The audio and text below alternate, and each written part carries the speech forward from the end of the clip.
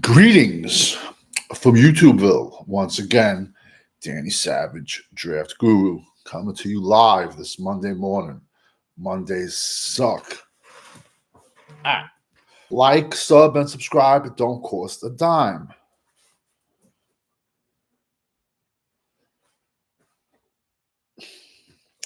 Still the best beard on YouTube. All right. Today, I just got to laugh. How about them Cowboys?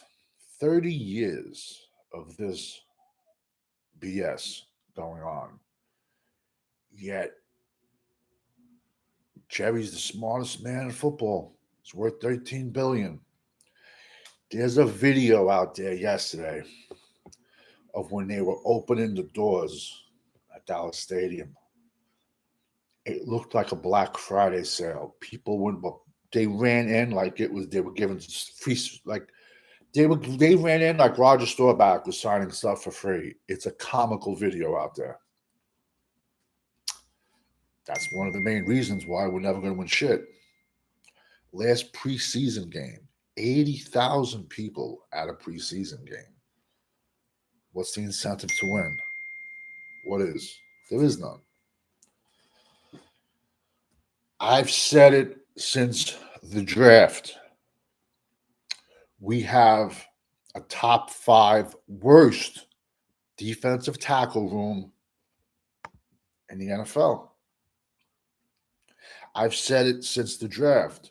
We've had a top 5 worst running back room in the NFL. Got no edges. Can't expect rookie Marshawn Nealon out of Western Michigan. Can't expect him to show up and do, step in and get 20 sacks. Tank, sorry, not a big Tank fan. He should have been off this team 3 years ago. That's my opinion. This team needs 2 defensive tackles, 2 edges, 2 to 3 running backs in the next draft, another linebacker, another corner. But basically, we need a new owner. That's what we need because it all starts on top. But what is his incentive to win? It's a joke. I want to hear, it's comical, all the excuses all these content creators are going to give this morning. This is a draft channel. I just happen to be a Dallas fan, but it's a college football draft channel. I'll be dropping some videos in a bit on players that I spoke about in May and how ironically they're blowing up. But when 80,000 people show up to a preseason game, what is your incentive? The Cleveland game, I said that meant 0.0 to me. Cleveland played horrible. And I get it. Listen, hey, you can only play who's in front of you. And if you beat him, you beat him. A W is a W. But typical Dallas fashion, and this is one of the reasons why Dallas fans are so hated. Oh, we're Super Bowl bound. Dak is the best. Dak is this. If anyone thinks that Dak should be the highest paid quarterback in the NFL, I'm sorry, but you were dropped on your head as a child. You really was. 2 interceptions yesterday. How many wide receivers? Like he was threw horrible passes to. He doesn't have a cannon. I don't know why he's trying to go long. But I've always said it. Dak can throw 5 interceptions, and he's good. He's golden. Everybody will make excuses for him. Dak, in my entire life of watching football, Dak has been the only quarterback that I've seen content creators break down his interceptions. Oh, these interceptions was his fault. Those weren't his fault. Those weren't his fault. It's comical, bro. it's ironic. He opens his mouth before the game saying, "Oh, New Orleans ain't going to score at all for the first 9 possessions." Yo, where was the dog we have on defense to slap him in the mouth at halftime and say, "Yo, why are you speaking for us?" That's like a defensive player before the game saying, "Oh, Dak's going to go and and pass for 6 touchdowns." You don't talk about that. Good morning, Banks. I said it. I said it Saturday night. Watch out. Good morning, Jaja. Thank you for being in the chat. I said it Saturday night. Watch out for Alvin Kamara. It always seems to be he blows up against the Dallas Cowboys. Look at our run defense. We haven't stopped the run. This is going on 4 years. So what do? We go out and sign 2 relics at defensive tackle. This is 2020 vibes when we had what? Who'd we have? We signed Dontari Poe and Gerald McCoy. And yet everybody thought we were going to be, doomsdays back because we had these big, we signed nobodies. And I don't want to throw our young linebacker group under the bus because you're only as good. I don't care who you are, but as a middle linebacker, you're only as good as your defensive tackles. And we don't have any defensive tackles. We don't have any edges.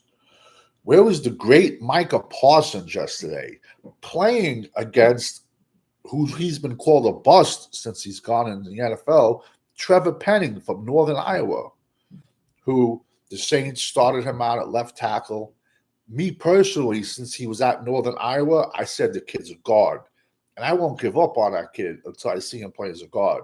But long story short, he's had problems at left tackle. This kid is crazy, crazy aggressive. Can squat 700 through a windmill. Now they switch him to right tackle. I thought Micah could have used his speed against him. But if this kid gets his hands on you, you're done. Where was Micah yesterday? But he wants to be the highest paid player in the NFL, highest paid defensive player in the NFL, and our fan base wants to pay it. So what are you going to do when 50% of your salary cap is with Dak, Lamb, and Micah? I'm going to be honest with you. I truly don't know what his position is. I truly don't.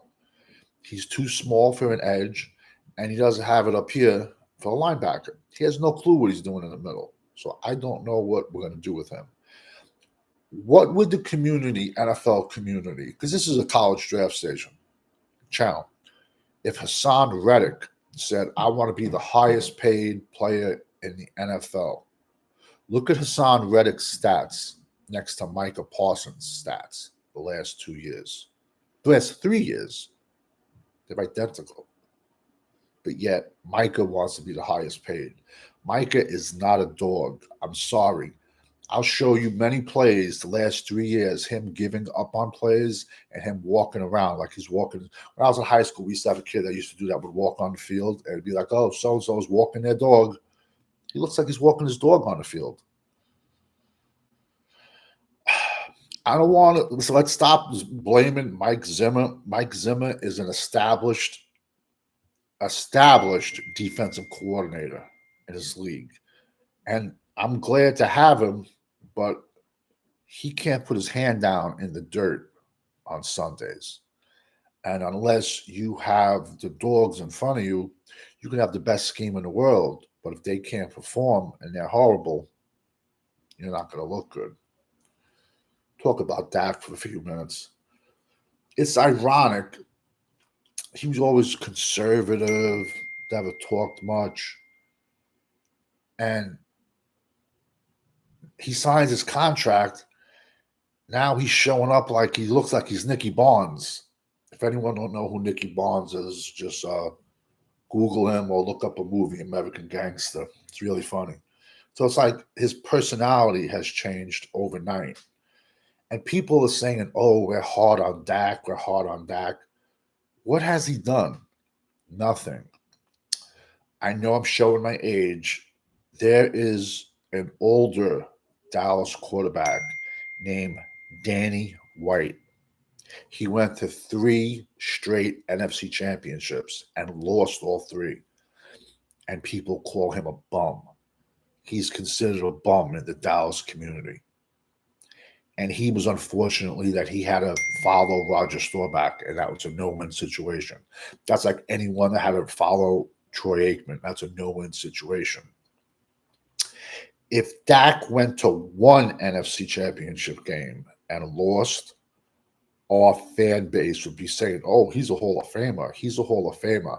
I don't want to hear about touchdowns. I don't want to hear about coming in second in MVPs. I want to hear about Super Bowls. If you don't win the Super Bowl, your season was a failure. But we have all these fans that are just, like I said, they've been dropped on their head and they drink that Kool-Aid. They can do no wrong. You got to stop McCarthy. I'm not a fan of McCarthy. I'm not. I don't think he's a motivator. I don't think he's a player's coach. He lied to get the job. He'll even admit he lied to get the job. How many people out there, if you lied on your application and get a job, would you still have it? And he jokes about it. I don't.